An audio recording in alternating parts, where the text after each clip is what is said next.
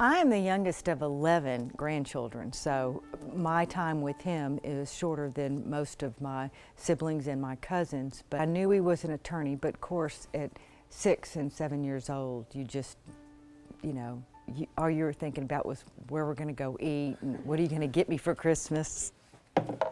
Steve Larkin is my cousin who put this together. We couldn't believe that they had kept all these articles.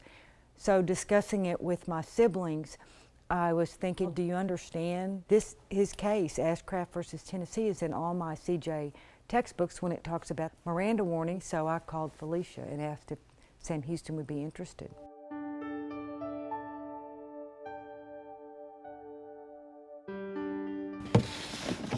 This is the Grover McCormick family papers. The reason this collection is here is because we have an internationally renowned criminal justice collections. As an adult, when I really realized the monumental importance of his work was when I was doing some research at a law firm. Ashcraft versus Tennessee, the whole purpose of the case is inherent coercion. They went to trial 3 times.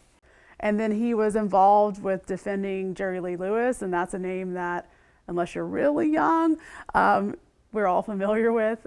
Jerry Lee's bride was 13 years old. Oh, goodness. He said Jerry Lee called him and said, I need you in New York, and it was the holidays, and he said, you need to find yourself another boy because I'm not leaving my grandchildren. What we don't often get is the private side of a person's life. And for our criminal justice students, we think that's great to find because it shows how that person has a personal life and balances those things, and also how their family really supports them as they build their career.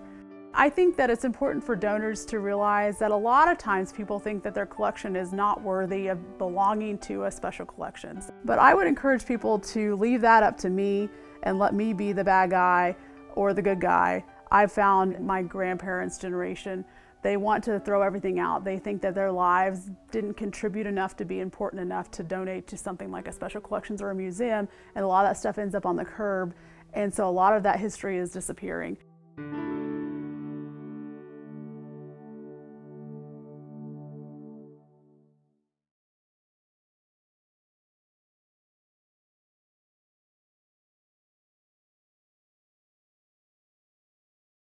To find this page, you can type into Google SHSU Archon Finding Aids. And so when you do that, the first link says Browse by Collection Title, Thomaston Special Collections. So I'm just going to select that.